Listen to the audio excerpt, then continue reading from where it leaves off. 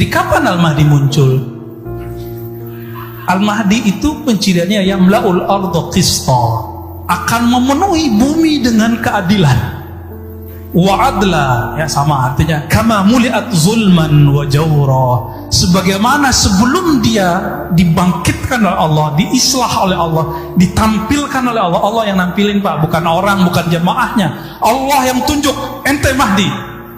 Itulah yang disebut ala minhajin nubuwah. Gak bisa lewat antum 1 miliar bilang ini Mahdi, gak bisa. Antum mimpi semua mengatakan dia Mahdi, gak bisa. Allah yang ngasih unjuk nanti ketika bumi telah dipenuhi oleh kezaliman. La tazhab la tanqadid dunya hatta yamlikal arab rajulun min ahli baiti. Tidaklah hancur dunia sampai ada seseorang sosok dari keturunanku, bangsa Arab, keturunan Arab. Jadi nggak mesti dia tinggal di Arab lah, yang penting dia keturunan Nabi Shallallahu Alaihi Wasallam. Iwati usmuhu ismi. Nah ini yang paling sahih.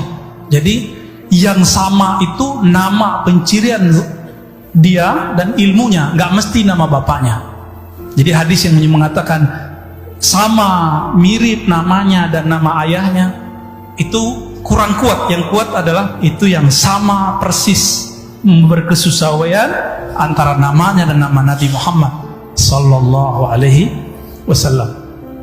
Nah, di hadis berikutnya diulang lagi sama ya, hadis nomor 4-nya.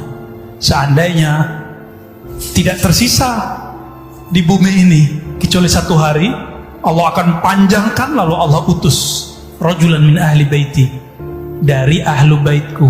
Jadi tolong cintai ahlu bait, jangan benci ahlu bait. Allah yang jamin nasab mereka.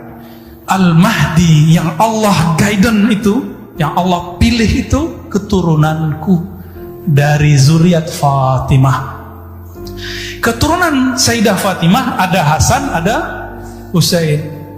Maka jam'u bainal ahadis, menggabungkan sekian riwayat. Al-Mahdi itu ayah ibunya campuran. Bisa ayahnya, ya, ayahnya yang paling penting, campuran antara zuriat Hasan dan Husain. Selesai itu? Jadi kalau yang zuriat keturunan Hasan mengatakan itu dari babe gue Hasan, benar. Yang Husaini bilang, oh benar. Dua-duanya benar ya. Dan itu nggak bisa sembarangan, harus dipastikan. Jangan bilang kayaknya saya keturunan habaib deh Ustaz. Nggak bisa. Kenapa? Hidung saya mancung, saya brewok kan. Hidung saya mancung, jidat saya lebar dikit. Nggak ada urusan ya. Mau lebar selebar lapangan, nggak ada urusan ya. Yamla'ul arda qistan wa adla. Nanti setelah diislah kelihatan pencirian itu semua. Jadi kalau sekarang habaib banyak, maka yang kita cari sekarang bukan pencirian zahir. Ini setelah diislah, dibenerin oleh Allah semalam. Apakah itu islahnya wali, islahnya Mahdi? Islahnya Al-Mahdi adalah mi'raj rohaninya. Ya, baru denger ya mana itu ya? Nabi ini kan, nabi-nabi semuanya punya hubungan spesial dengan Allah, disebut mi'raj. Maka disebutlah salatul mu'min, as-salatu mi'rajul mu'min. Salat itu mi'rajnya mu'min, ruhaninya naik. Maka kalau mi'rajnya seorang wali itu dalam salat itu lagi sadar atau lagi mimpi, Pak? Maka puncak kewaliannya Imam Mahdi ketika dia diperjalankan dalam salatnya, dia akan mengalami seperti yang Nabi alami, mirip-mirip. Sholat di Al-Quds, naik ke atas, persis sama. Kalau belum itu terjadi, pastikan orang ini bukan Al-Mahdi. Ini yang paling mahal Pak, ciri-ciri Al-Mahdi. Ini yang paling mahal ya. Apa itu? Islah semalam, artinya Allah perbaiki zahir dan batinnya dengan cara diangkat. Bab tentang ini akan banyak orang meragukannya, tapi inilah yang sampai kepada kita, bahwa Al-Mahdi diislah semalam, itu maknanya dimi'rajkan semalam. Jadi kalau belum dimi'rajkan, dan itu zahir dan batin, bukan hanya mimpi. Kalau mimpi kalahlah sama Abu Yazid. Abu Yazid mengatakan, aku mi'raj sehari semalam 70 kali. Biasa itu Pak. Maka kalau ada orang mimpi ketemu Allah, ketemu Rasulullah, itu biasa, itu wali aja, ya. Kalau disampai ke akhir zaman dan dia dijaga jalannya oleh Allah, mungkin dia jadi tentara Al-Mahdi. Jangan tinggi-tinggi kita menilainya, ya. Dan saya bilang ini masih ada makna yang lainnya. Yang tadi aja saya nggak sebutin semua, ya. Tentang nama itu kita nggak buka semua. Insya Allah kalau tambah dekat waktunya, tambah dekat, kita akan buka. Insya Allah. Harapannya semoga kita masuk ke barisan pejuangnya. Amin. Jangan geher dulu ya. Maka tolong jangan terlalu percaya dengan konspirasi yang hoax. Tolong ya. Ini ada makar di dunia ini. Tapi ingat Allah lebih kuat makar. Udah ingat aja itu aja. Maka gak usah panik-panik amat sehingga gampang percaya dengan hoax. Barisnya cuma dua. Tentara Dajjal, tentara Al-Mahdi. Gak ada lainnya. Tentara Al-Mahdi sedikit. Apa kata Nabi? Nanti 73 golongan, cuma satu al-jamaah. Jika umat manusia 7 miliar 7 miliar Pak ya, 73, kita cuma satu. Berarti 1 banding 100 kali 73, kaliin 7 miliar, berapa nanti? Dikit sekali. Jadi kita nggak usah obsesi juga banyak-banyak jamaah. Nanti kalau banyak-banyak jamaah ujungnya ngumpulin fulus, ya. Kalau udah ngumpulin fulus, nanti muncul orang-orang jahat memanfaatkan keadaan. Kita kan udah lihat, ya. Ustadz-ustadz kita yang populer dengan zikir dikerjain sama orang-orang yang pura-pura ini, dajjal-dajjal teri ini Pak. Pura-pura jadi orang soleh, buat proyek, hilang, ya. Bingung ustadznya, karena ustadznya belum tentu wali juga kan. Kalau dia wali kan bisa nangani dia. Minimal orangnya hancur Pak langsung, karena menyakiti wali adalah kehancuran awal bagi alam semesta. Mana ada li waliyan faqad adzantuhu bil ard, menyakiti kekasihku. Nanti Pak, karena 73 umat Nabi Muhammad, satu bagian dari gerakan yang benar, al-haq ta'ifah. Berarti 72 umat Nabi juga enggak? Maka pakaiannya tentara Dajjal nanti persis seperti pakaian tentara Al-Mahdi. Sama-sama bersorban, sama-sama berkopiah, baju-baju orang soleh. Maka nggak mungkin kita bergerak cuma dengan penciran zahir.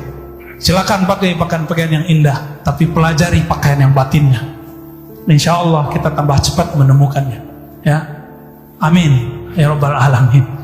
Jadi kalau kita di luar sana kita bahas sunnah bid'ah, sudah itu di luar itu Pak ya, itu wajar. Saya lagi jagain beberapa orang. Tapi kalau ini tolong dilupakan bab itu. Maka kita gak ada kebencian dengan kelompok abadi di sini. Kita cuma mengingatkan hadis-hadis ini. Bukankah semua kelompok mempercayai hadis ini? Hadis ini sahih hasan, yang dhaifnya sudah naik kepada hasan. Yang disebutkan dalam hadis ini, kapan keluarnya Mahdi? Kalau sudah kasratul haraj.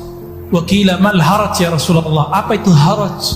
Haraj yani al-qatl.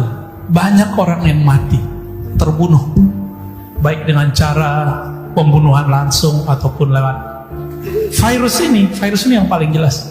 Dan ternyata kan ilmuwan sebelumnya, beberapa tahun sebelumnya sudah kasih prediksi.